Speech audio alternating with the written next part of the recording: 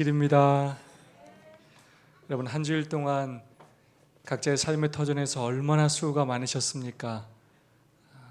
피곤하고 지친 몸이실 텐데 교회로 발걸음을 옮기신 모든 성도님들, 또 가정에서 함께 방송으로 예배에 참여하시는 모든 성도님들 진심으로 환영합니다. 하나님의 큰 축복과 은혜가 함께하기를 간절히 소망합니다. 우리 옆 사람하고 우리 따뜻하게 사랑과 소망을 담아서 오늘도 좀 인사하고 시작할까요? 하늘까지 함께 갑시다. 서로 인사해 주시면 감사하겠습니다. 네, 이번 주 TMI 제안 사항입니다. 그대가 입고 싶은 그런 옷을 기증하세요. 네, 못 입는 옷 말고 또 버리는 옷 말고 내가 입고 싶을 만큼 좋은 옷을 그렇게 기증하라라고 제안하고 있습니다. 제가 오늘 딱 이렇게 오니까 박현선 집사님께서 우리 기약팀을 위해서 이렇게 옷을 하나 이렇게 딱 준비해 주신 걸 보고 얼마나 감사했는지 모르겠습니다. 그런 마음으로 저희들이 다른 사람에게 우리 좋은 선물을 또 할 수 있는 우리가 되면 정말로 좋겠습니다. 어르신들 집 청소를 도와주세요. 어르신들이 혼자 하지 못하는 청소들이 있을 수 있는데 그런 것을 도와주는 것도 아주 예수님의 사랑을 전하는 좋은 방법이라고 이야기하고 있습니다. 그것이 무엇이든지 누군가를 위해 소액의 비용을 내주세요. 미국에서 한참 유행했던 그런 운동이 하나 있었는데 맥도날드 같은 그런 패스트푸드점에서 어떤 사람이 뒤에 있는 사람의 그 음식 비용을 미리 지불을 하고 갔어요. 그거로 연결이 돼서 계속 뒤에 사람의 값을 미리 지불해 주는 그런 아주 놀라운 일이 있었던 적이 있습니다. 작은 것이지만 우리가 또 그렇게 이웃에게 아낌없는 사랑을 베풀 때 또 예수님의 사랑을 전할 수 있다라고 우리에게 제안하고 있습니다. 자, 오늘 제 6과입니다. 제목 한번 읽어볼까요? 시작. 하나님 행세를 함. 제목이 참 특별하죠? 하나님 행세를 함. 자, 우선 기억점 말씀 다 함께 한번 읽어보겠습니다. 이는 우리의 하나님이라. 시작. 이는 우리의 하나님이시라. 우리가 그를 기다렸으니 그가 우리를 구원하시리로다. 이는 여호와시라. 우리가 그를 기다렸으니 우리는 그의 구원을 기뻐하며 즐거워하리라. 아멘. 이번 주 연구 범위를 보면 이사야 13장에서 14장 그리고 이사야 24장부터 27장까지의 범위입니다. 워낙 이사야서가 길기 때문에 13주 안에 모든 내용을 다 볼 수가 없어요. 그래서 13장과 14장 그리고 많이 건너뛰어서 24장에서 27장을 살펴보게 될 것입니다. 근데 오늘의 기억절은 바로 뒷부분에 해당되는 내용입니다. 이사야서는 굉장히 문학적인 책이다라고 지난번에 말씀을 드렸어요. 그래서 굉장히 많은 문학적인 기법과 기교들이 사용되었는데 오늘 읽었던 아주 이 유명한 이 기억절의 말씀 또한 이 동의 대구법이 사용되었습니다. A. 이는 우리의 하나님이시라. A 다시 이는 여호와시라. 그렇게 반복해요. 똑같은 말을. B. 우리가 그를 기다렸으니. B. 다시 우리가 그를 기다렸으니. C. 그가 우리를 구원하시리로다. C 다시 우리는 그의 구원을 기뻐하며 즐거워하리라. 아멘. 여러분, 지금 이사야가 이렇게 예언을 하고 사역하는 당시 어느 나라가 강대국이었습니까? 아수르가 강대국이었어요. 정말로 아수르 앞에 바람 앞에 등불처럼 언제 멸망할까 그렇게 두려움에 떨고 있던 바로 그때였습니다. 그런데 결국 하나님께서 하나님의 백성들을 구원하신다는 내용이 기록되어 있고 그것에 대한 또한 감사 찬양이 기록되어 있는 내용입니다. 우리가 그를 기다렸으니 그가 우리를 구원하실 것이다. 마침내 하나님께서 하나님의 백성들을 구원하신다는 소망과 언약이 담겨있는 메시지입니다. 자, 오늘 한 주의 내용을 잘 이해하려면 이 제목을 정말로 잘 이해해야겠습니다. 좀 크게 보여주시면 감사하겠습니다. 자, 제목 다시 한번. 제목이 뭐라고요? 하나님 행세를 함. 영어로는 playing God. 하나님 놀이하는 거예요. 하나님 놀이. 이 행세라는 뜻은 해당되지 아니하는 사람이 어떤 당사자인 것처럼 처신하여 행동함 또는 그런 짓을 함을 행세라고 합니다. 여러분, 제가 일부러 이 교과에 있는 저 그림을 좀 넣었죠? 어떤 그림 같습니까? 뭘 보고 있어요? 저 사람이? 거울을 봤어요. 거울을 봤는데 어때요 지금? 여러분 어떻게 느꼈어요? 저 뭐 그림에 답은 없어요 사실. 뭐 하는 것 같아요? 네, 또 다른 분. 여러분 저 그림이 어떻게 보이세요? 네? 아, 네네. 저도 사실 저 그림을 그렇게 봤습니다. 내가 딱 거울을 딱 봤더니 너무 잘났어. 빛이 나. 나 같은 사람이 없어. 와, 어떻게 이렇게 내가 잘났을까? 내가 이렇게 많은 것을 이뤘을까? 어쩜 이럴 수 있을까? 하고 자기 자신에 대하여 놀라고 자신을 높이는 그런 그림이 아닐까 합니다. 그러면서 오늘의 내용들은 열국과 바벨론, 그들에 대한 경고, 그리고 바벨론의 멸망에 대하여 기록하고 있고 마지막에 하나님의 구원에 대하여 그렇게 기록하고 있습니다. 오늘의 가장 중요한 핵심 단어는 바로 하나님 행세입니다. 자, 하나님 행세를 하는 모든 민족들, 모든 국가들, 모든 사람, 모든 단체는 마침내 뭐 한다고요? 멸망한다는 것입니다. 그것이 오늘 우리가 배울 바벨론이라는 나라, 그리고 그 바벨론의 배후 세력인 사단, 그리고 어쩌면 오늘 나도 모르게 그 교만함에 빠져 있는 바로 나에 대한 이야기일 수도 있다는 것입니다. 내가 아니면 할 수 없다고 생각하고 내가 그 모든 것들을 이루었다고 생각하며 내 삶의 주인은 나라고 여기며 나를 높이는 그 정신에 대하여 오늘 우리에게 교훈하고 있습니다. 자, 일요일 소재 한번 보도록 하겠습니다. 13장과 14장이 1차적인 공부의 범위인데요. 13장은 열국에 대한 심판이 담겨져 있습니다. 13장 6절입니다. 너희는 애곡할지어다. 뭐하라고요? 뭐하라고요? 울라고요. 여호와의 날이 가까웠으니. 뭐가 가까웠다고요? 성경에서 이 여호와의 날이라는 표현은 심판을 의미합니다. 하나님의 심판이 가까웠으니 전능자에게서 멸망이 임할 것이미로다. 자, 어떤 사람들 울어야 하고 어떤 사람들이 지금 그 심판을 준비해야 된다고요? 하나님 행세를 하는 사람들, 하나님을 두려워하지 않고 자신을 높이며 자신이 모든 것을 이루었다고 생각하며 자신의 마음과 뜻대로 살아가는 사람들에게 그렇게 말씀하고 계십니다. 지금이 바로 아수르에 의하여 굉장한 위협을 당하고 있는 그런 시기인데 아수르에 대한 심판은 이미 10장 5절로 34절에 기록되어 있습니다. 그리고 13장, 오늘 살펴볼 13장과 14장은 열국, 여러 나라들과 특별히 바벨론에 대한 경고로 그렇게 가르쳐 있습니다.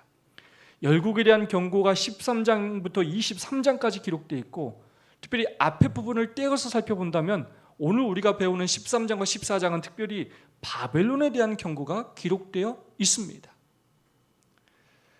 사실 아직 이 당시는 바벨론이 그렇게 강대국으로 자리 잡고 있지 못했습니다. 아시리아의 속국 정도로 그렇게 있었던 바로 그 시대였음에도 불구하고 하나님께서 선지자를 통하여 그 바벨론이 나중에 또 세계를 장악할 것이고 그 바벨론이 또한 그 사단의 배후 세력일 뿐만 아니라 마침내 그 바벨론이 멸망할 것에 대해서 그리고 하나님의 백성들은 하나님께서 마침내 구원하실 것에 대해서 이사야는 예언을 하고 있는 것입니다. 간단하게 요약하자면 이사야 13장부터 23장까지가 열국과 바벨론에 대한 경고입니다. 그래서 13장과 14장은 바벨론에 대한 경고인데요. 바벨론의 땅이 황폐되고 이스라엘이 바벨론으로부터 구원을 받고 그 다음에 이제 바벨론의 왕이 마침내 추락하는 내용들이 기록되어 있습니다. 이 바벨론의 왕은 그 배후 세력인 사단을 구체적으로 의미하고요. 또한 바벨론 왕 그 이중적인 의미를 가지고 있다고 볼 수가 있겠습니다.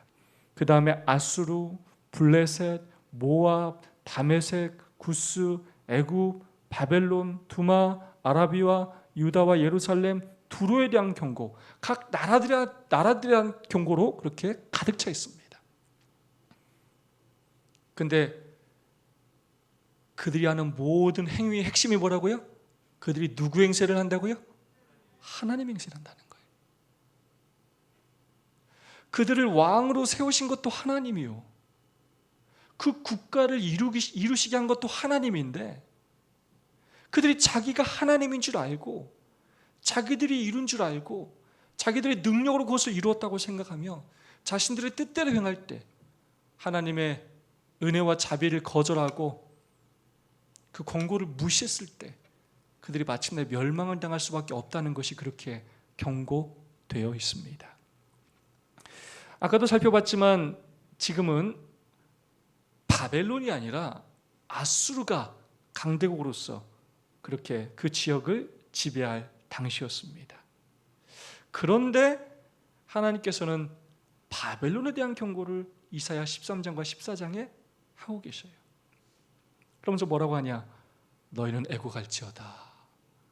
여호와의 날이 가까웠으니 전능자에게서 멸망이 임한 것이미로다. 그러므로 모든 손의 힘이 풀리고 각 사람의 마음이 녹을 것이라. 그들이 놀라서 괴로움과 슬픔에 사로잡혀 해산이 임박한 여자같이 고통하며 서로 보고 놀라며 얼굴이 불꽃 같으리로다. 보라, 여호와의 날이 곧 잔혹기 분냄과 맹렬히 노하는 날이 이르러 땅을 황폐케 하며 그 중에서 죄인들을 멸하리니 하늘의 별들과 별무리가 그 빛을 내지 아니하며 해가 돋아도 어두우며 달이 그 빛을 비추지 아니할 것이로다. 내가 세상의 악과 악인의 죄를 벌하며 교만한 자의 오만을 끊으며 강포한 자의 거만을 낮출 것이며 그러나 나 만군의 여호와가 분하여 맹렬히 노하는 날에 하늘을 진동시키며 땅을 흔들어 그 자리에서 떠나게 하리니. 아까도 말씀드렸지만 이 바벨론에 대한 경고는 이중적인 경고를 담고 있습니다. 나라, 왕국에 대한 바벨론 의미도 있지만 그 다음에는 이제 사단에 대한 경고를 또한 담고 있습니다. 특별히 바벨론에 대하여 경고하면서 여호와의 날이라고 강조합니다. 그러면서 그 여호와의 날이 임하는데 하나님의 모습이 어떻게 표현되냐면 잔혹히 분냄, 맹렬히 노하고 이런 표현들이 기록되어 있어요. 그래서 하나님께서 땅을 황폐케 하고, 여러분 우리가 이런 지금 표현들을 생각할 때 이것이 하나님의 속성과 좀 이렇게 잘 맞는다고 이렇게 느껴지십니까? 그렇지 않게 느껴질 때가 참 많아요. 야, 하나님이 이렇게 화를 내시는데 잔혹히 화를 내셔? 맹렬히 노하셔? 야, 하나님이 땅을 회복하시는 것이 아니라, 구원하시는 것이 아니라, 야, 땅을 황폐케 해? 멸망케 해? 야, 하나님이 이러실 수 있어? 우리가 이렇게 생각할 수 있어요. 그래서 성경은 분명히 이야기합니다. 말 그대로 경고하고 계셔요. 여호와의 날이 반드시 임한다는 것입니다. 그날이 반드시 임하고 멸망이 임할 것이다 라고 이야기하고 있어요. 그러므로 여호와의 날이 오기 전에 회개하고 돌이키라고 말씀하셔요. 그러면서 예수님께서, 하나님께서 그렇게 잔혹히 분냄과 맹렬히 노하시는 그 이유에 대하여, 땅을 황폐하게 하실 수밖에 없는 그 이유에 대하여 여기 분명히 얘기하셔요.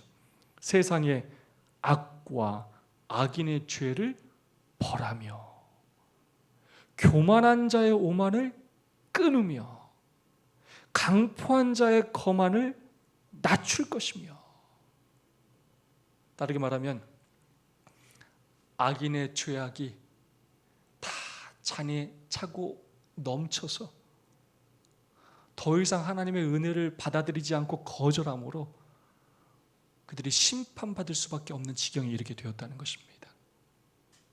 그래서 하나님께서 마침내 그들을 멸망하는 것이 하나님의 그런 성품에 합당하다고 판단하실 때에 하나님께서 그 심판을 베푸시는 것입니다. 근데 그 이유에 대하여 뭐라고 얘기하냐? 교만입니다. 교만한 자의 오만을 끊고 강포한 자의 거만을 낮추시고. 자, 우리가 하나님 앞에 겸손하지 않으면 하나님께서 거만한 자는 반드시 뭐하게 하신다고요? 그 목을 꺾으셔요. 엎드리게 하셔요. 반드시 낮아지게 하십니다. 겸손한 자는 높이 세우시지만 교만한 자는 하나님께서 반드시 그의 머리를, 무릎을 낮추시고 엎드리게 하셔요. 그래, 모든 죄인들이 마침내 예수님께서 삼림하실 때 예수 그리스도 앞에 다 엎드리게 될 거예요. 마침내 엎드리고 예수님을 인정하고 그들의 죄로 소멸되어 영원한 죽음을 당하게 될 것입니다. 우리는 고민을 할 수 있습니다. 오늘 우리 재림교회 조사 심판에 대하여 이야기하는 많은 사람들이 하는 내용이에요. 사랑의 하나님도 심판을 하시나요? 왜 사랑의 하나님이 이런 일을 허락하시나요? 여러분, 사랑의 하나님이 왜 이런 일을 허락하십니까? 여러분, 하나님의 두 가지 본성이 있습니다. 사람들이 하나님의 본성을 이야기할 때 사랑만 강조하는데 하나님의 두 가지 본성은, 아주 중요한 두 가지 본성은 바로 사랑과 공의라는 것입니다.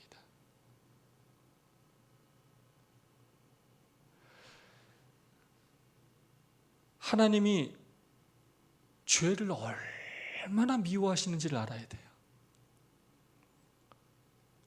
우리가 죄에 너무나 익숙해져 있어서 죄를 너무나 가볍게 여겨서 아무렇지도 않게 죄를 생각하고 여겨서 그런 죄들을 아무렇지도 않게 하나님께서 용서해 주실 것이라고 생각할 때가 많아요.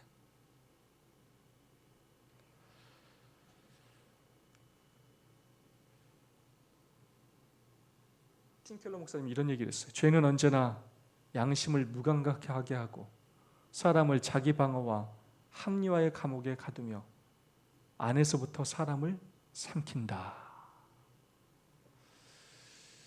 죄에 대해서 너무나 무감각해져서 예수님께서 그 죄 때문에 어떠한 고통과 아픔과 죽음을 당하셨는지 우리가 전혀 느끼지 못하며 살 때가 많아요. 예수님께서 그 죄를 없이 하시기 위하여 어떤 일을 하셨는지, 지금도 어떤 일을 하시는지 우리가 전혀 생각하지 않고 살 때가 많아요. 아무렇지도 않게 죄를 짓고 회개하지도 않고 그냥 사랑의 하나님이 그냥 우리를 구원해 줄 것이다 라는 그런 생각으로 살아갈 때가 많이 있습니다. 그러면서 내 죄를 돌아보지 않고 다른 사람의 죄와 비교하면서 나는 괜찮다라고 생각하며 살아갈 때가 많아요. 하나님께서 우리를 사랑하시는 것만큼 죄를 미워하십니다. 죄인은 사랑하지만 죄는 미워하십니다. 그 죄로 인하여 우리가 당하는 고통, 이 세상에 당하는 고통으로 너무나 가슴 아파하셔요. 그래서 예수님께서 십자가에서 그분의 심장이 그 죄에 대한 무게로 터져 돌아가셨어요. 그에 비해 우리는 얼마나 죄에 대하여 무감각하고 죄에 대하여 무관심한 채 살아가고 있습니까? 정말 오늘날의 시대가 그런 시대가 아닌가 하는 생각을 하게 됩니다.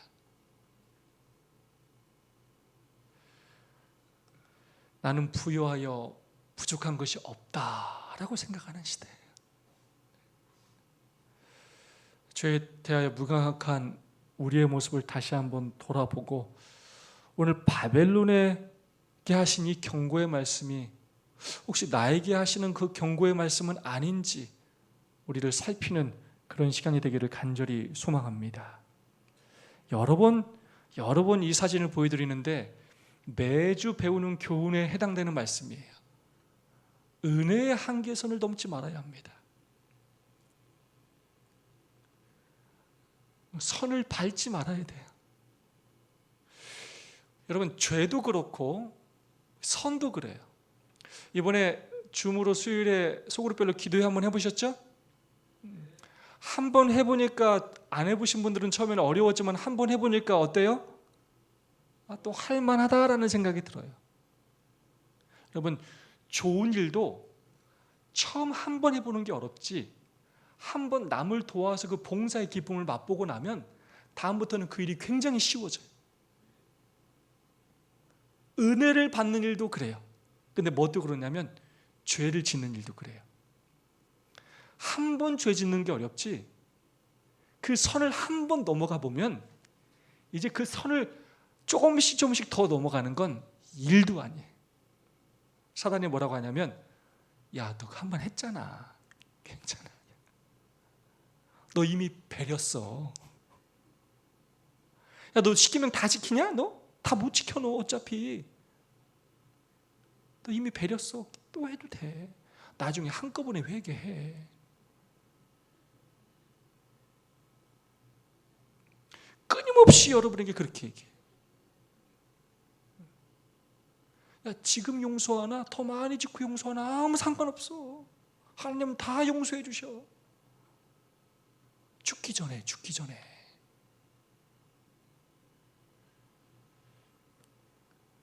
니마, 그 선을 밟지 말고 넘지 마오. 선 밟으면 죽어요. 다시 돌아오는 게 생각보다 쉽지가 않아요. 한번 그 맛을 보면 헤어나오기가 쉽지가 않아요. 거기서 나오라고 호소하셔요. 바벨론이 무너졌다고 선포하는 요한계시록 14장의 기별은 전에는 순결했으나 그 외 타락한 종교 단체들에 적용될 수밖에 없다. 더욱이 요한계시록 18장에서 하나님의 백성들은 바벨론에서 나오라는 호소를 듣고 있다. 이 성경책에 의하면 하나님의 여러 백성들이 바벨론 가운데 있는 것이 분명하다. 어쩌면 우리도 어디 가운데 있을 수 있다고요? 바벨론 가운데 있을 수 있어요. 나도 모르게 내가 누구 행세를 하며 살고 있으면, 하나님 행세를 하며 살고 있다면 나도 그곳에 있을 수 있다는 것입니다.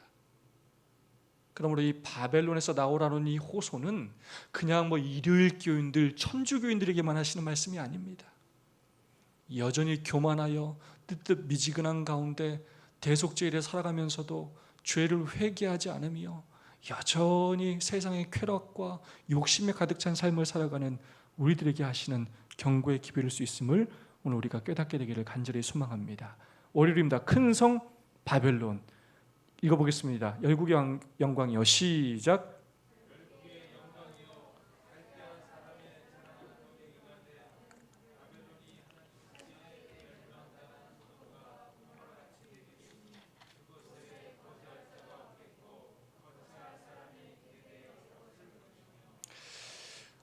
묵상에 나오지만 당시 유대인들에게 이 바벨론이 황폐하게 되리라는 이 예언은 정말로 어이가 없고 좀 황당하고 좀 이렇게 현실과 좀 동떨어진 것처럼 보일 수 있어요. 왜냐? 지금 아시리아가 지금 최강대국이에요. 근데 하나님께서 선지자를 통하여 마침내 바벨론이 멸망할 것에 대해서 예언합니다. 소돔과 고모라 같이 될 것이다. 그곳이 거주할 자가 없을 것이다. 거처할 사람이 대대 없을 것이다 라고 말씀하셔요. BC 587년에 예루살렘이 함락됩니다. 성전이 파괴돼요. 뉴욕 유대박물관에 수정되어 있는 바벨론 유수라는 그림이에요. 결국 아수르가 멸망을 당합니다. 그리고 바벨론이 다니엘의 예언처럼 바벨론이 온 세상의 강대국으로 그렇게 등장하게 됩니다. 정말로 당시 유대인들에게는 바벨론이 황폐하게 되리라는 이 예언이 얼마나 정말로 현실과 동떨어진 것처럼 느껴졌을까요?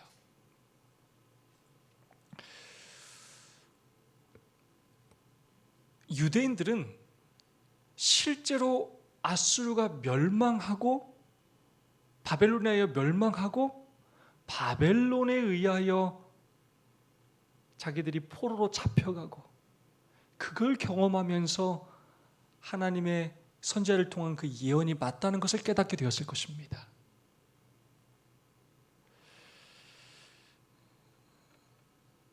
무엇을 깨닫게 되냐면 예언을 정말로 잘 공부하고 알아야 되겠다라는 생각을 좀 다시 한번 하게 됩니다.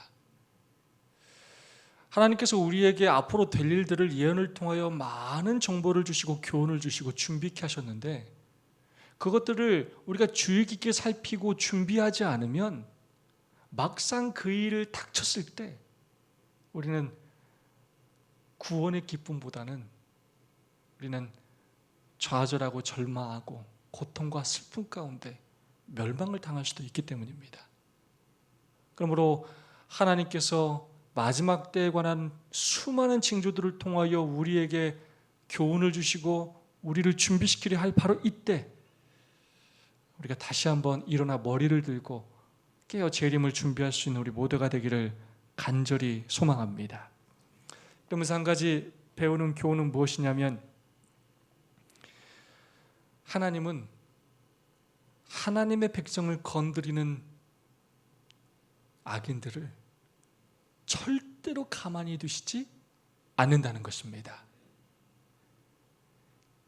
바벨론에 의하여 그리고 이제 우리가 다음 거에 아수르의 멸망에 대해서 배우는데요. 아수르로 인하여 얼마나 많은 고통을 하나님의 백성들이 당하는지 몰라요. 하나님께서 그들을 진노의 막대기로 사용하셨어요.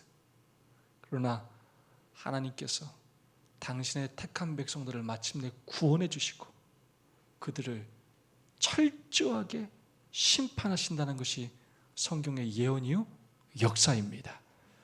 하나님의 백성을 건드리면 우리 하나님은 절대로 가만두시지 않으십니다.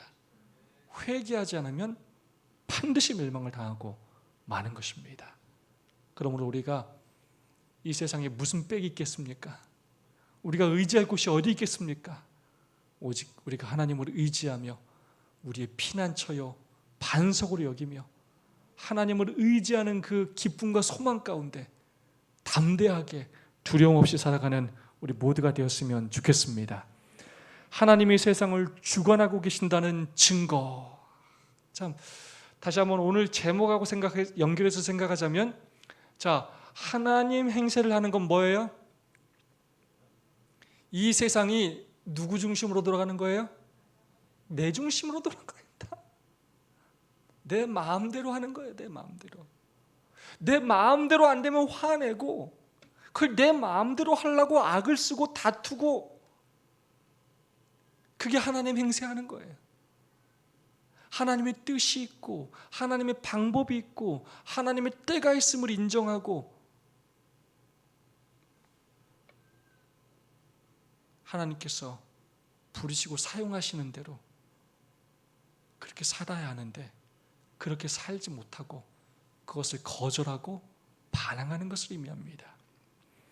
페르시아의 정복군이 예기치 않게 바벨론의 수도 한복판을 뚫고 들어가므로 유대인들은 그들의 압박자들이 도련히 멸망할 것이라는 이사야의 예언이 문자 그대로 성취되는 충분한 증거를 보았다. 이 일은 하나님이 그들을 위하여 열국의 사건들을 통제하고 계신다는 현저한 표징이 되었다.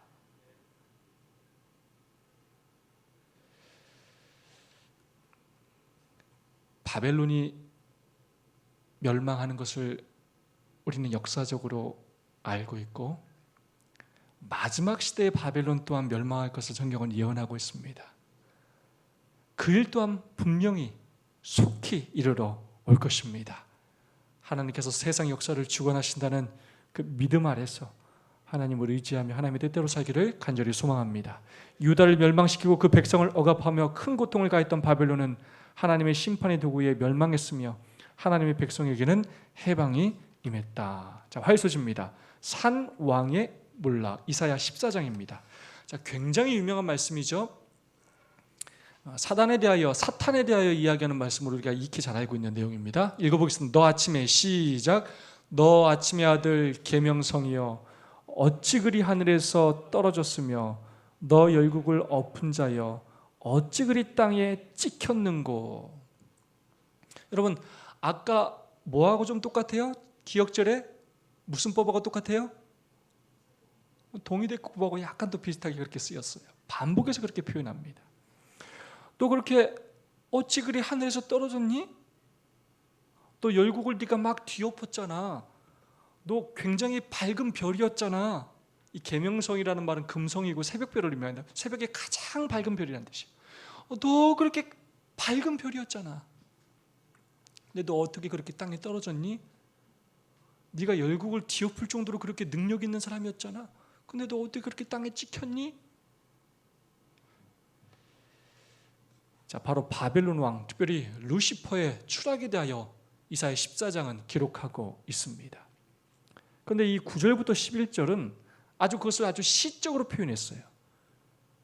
아래의 수월이 너로 말미암아 소동하여 내가 오는 것을 영접하되 그것이 세상의 모든 영웅을 너로 말미암아 움직이게 하며 열방의 모든 왕을 그들의 왕자에서 일어서게 하므로 그들은 다 내게 말하여 이르기를 너도 우리같이 연약하게 되었느냐? 너도 우리같이 되었느냐 하리로다. 내 영화가 소울에 떨어졌으며 내 비파 소리까지로다. 구더기가 내 아래로 깔리며 지렁이가 너를 덮었도다. 자, 이 말씀을 잘 이해합니다.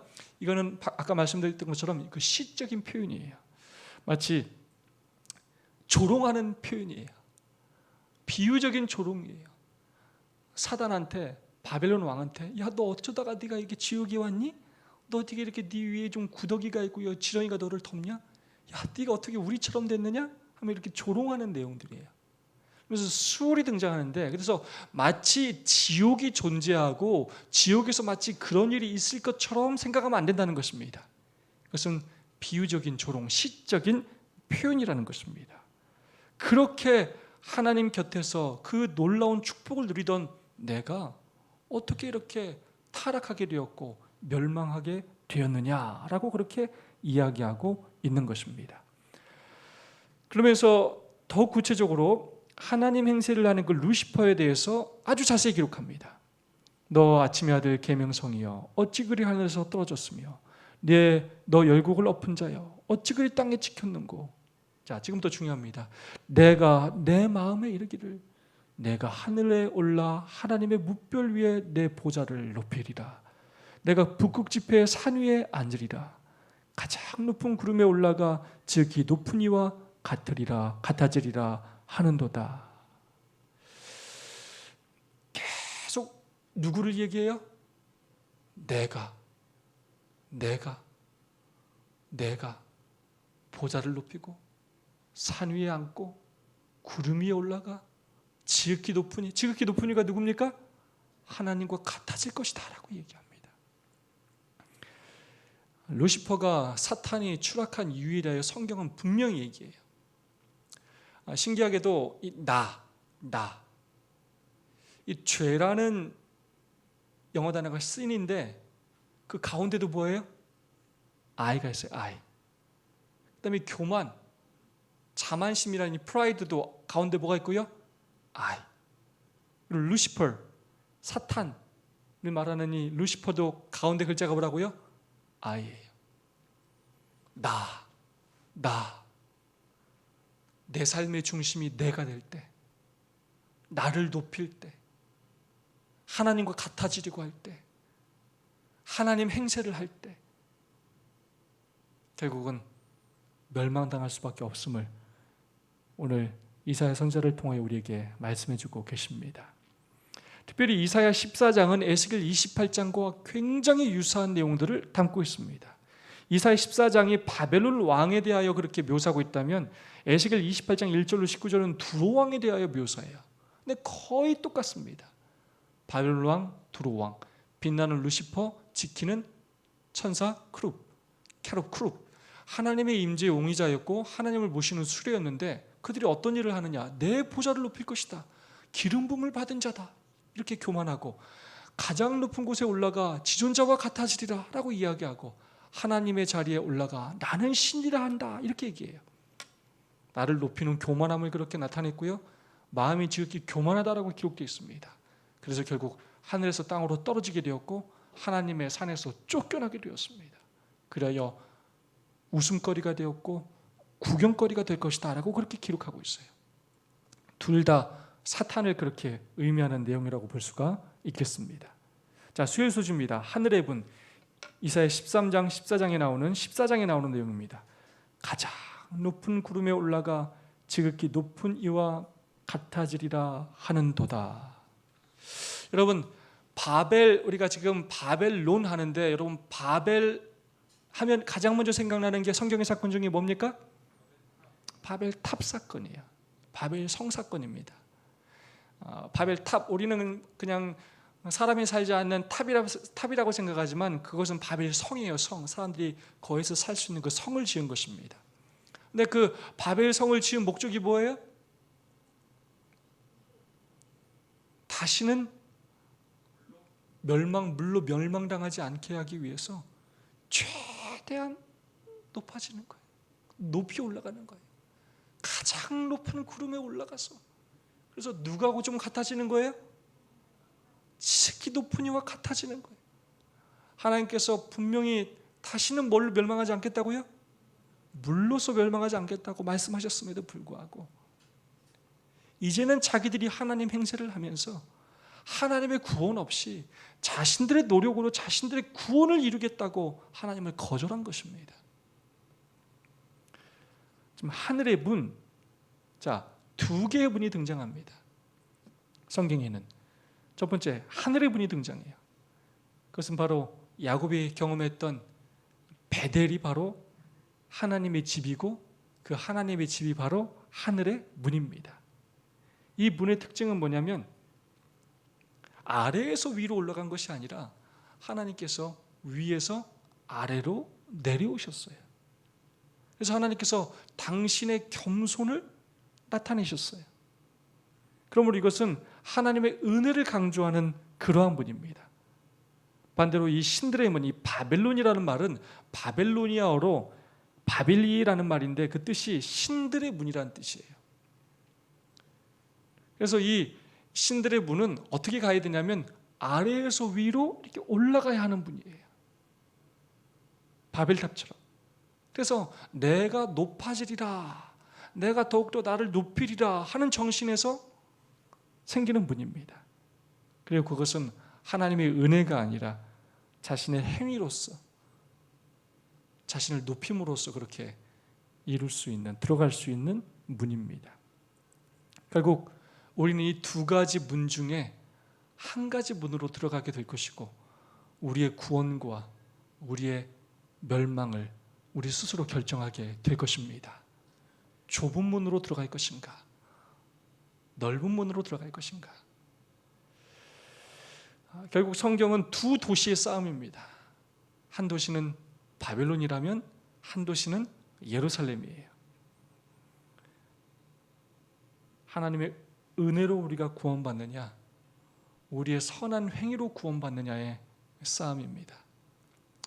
기독교의 가장 중요한 특징은 뭐냐면 우리가 신에게 올라가는 것이 아니라 하나님께서 우리에게 내려오셔요. 그 우리에게 내려오시는, 우리에게 그 구원을 주시는 그 하나님을 우리가 믿음으로 그것들을 영접하느냐 영접하지 않느냐로 결정이 됩니다. 하지만 다른 모든 이방신들은 다 어떻게 해야 되냐면 나의 노력과 나의 행위로 그 신을 찾아가야 합니다. 여러분, 안식일이 왜 이렇게 중요한 날인지 아십니까? 끊임없이 안식일은 우리에게 뭘 가르치시냐면, 오늘 여러분이 교회에 나오지 못해도 하나님이 안식일 시간으로 우리를 찾아오셔요. 그래서 안식일은 우리에게 뭐라고 말하냐? 내가 너를 구원했다.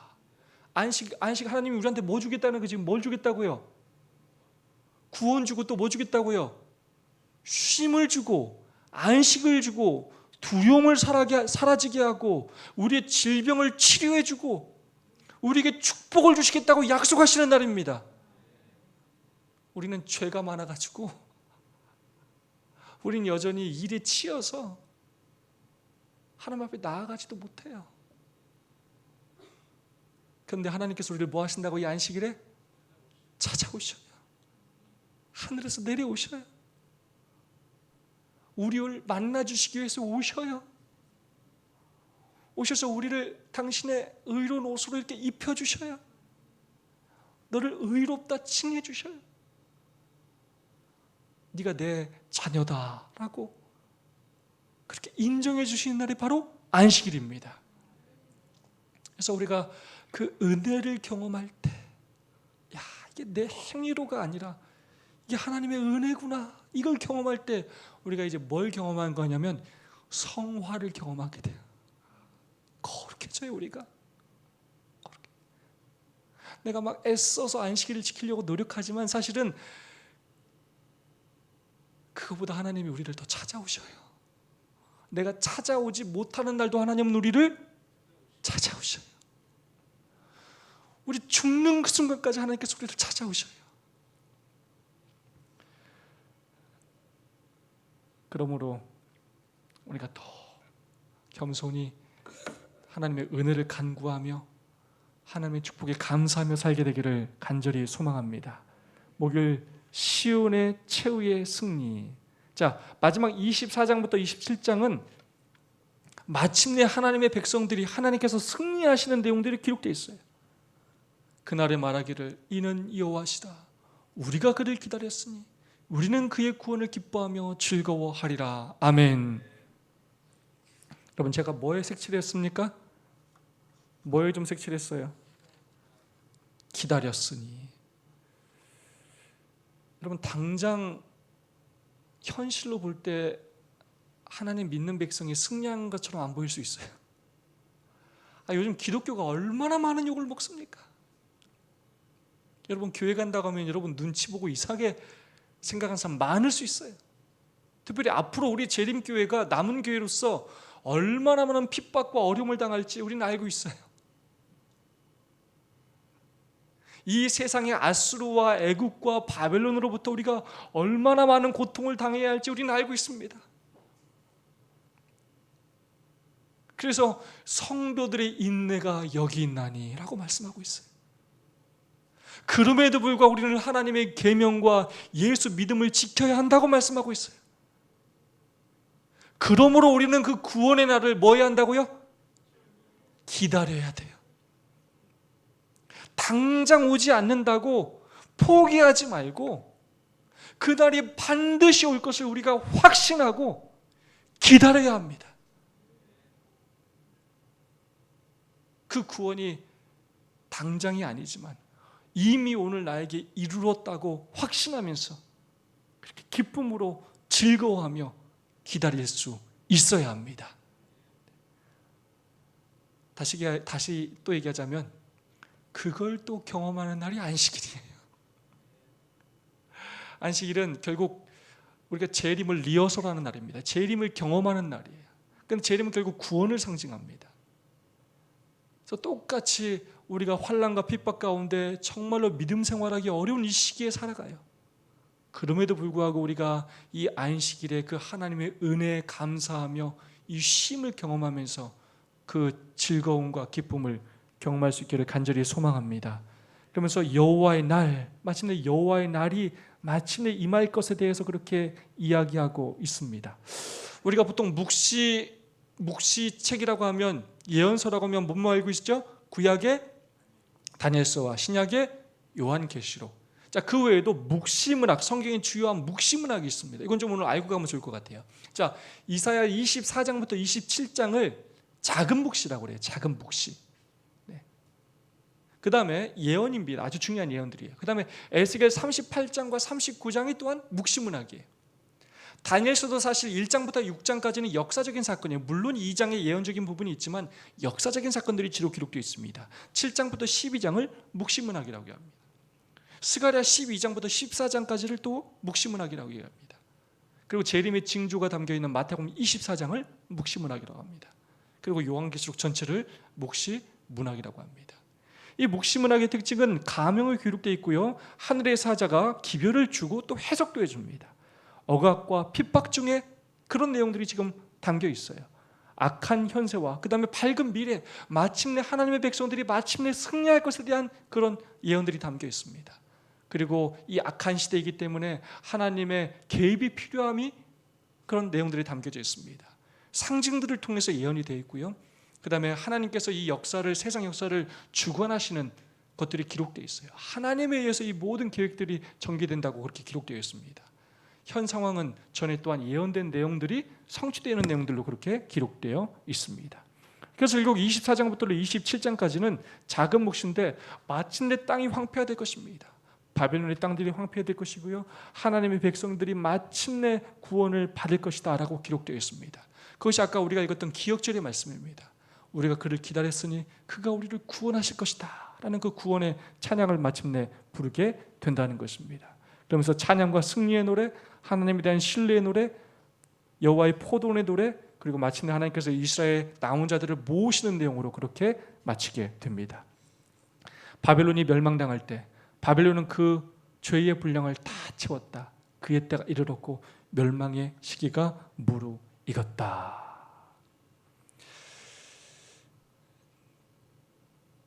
때가 있어요. 사람에게 다 때가 있어요.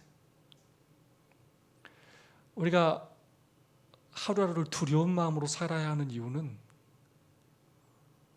우리의 그 마지막 때가 우리는 언제인지 몰라요. 우리가 언제 어떻게 죽을지 몰라요. 두렵고 떨리는 마음으로 오늘 하루하루를 죄의 분량이 아니라 하나님의 은혜로, 성령의 기름으로 가득 채워야 합니다. 아름다운 삶의 열매들로, 선한 행실들로 가득 채워야 합니다. 구원의 기쁨과 확신과 환희로 가득 채워야 합니다.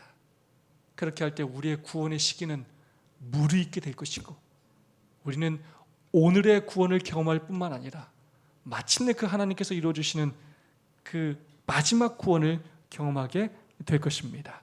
그 구원을 경험하는 우리 모두가 될 수 있기를 간절히 소망합니다. 짧은 시간이지만 한 8분 정도 두 분씩 서로 말씀 나누고 기도하겠습니다. 오늘 배우는 내용의 핵심은 결국 경고의 기별입니다. 하나님 행세를 하지 말라는 거예요. 그대가 성경의 말씀 가운데 기억해야 할 경고의 기별은 무엇입니까? 내가 내 자신을 돌아보고 하나님 앞에 회개하고 어떻게 살아야 할지 서로 두 분씩 세 분씩 간증해 주시고 또 서로를 위해 진실된 마음으로 기도해 주시기를 부탁드리겠습니다. 그리고 서로를 위하여 기도하고 오늘 예배를 마치도록 하겠습니다.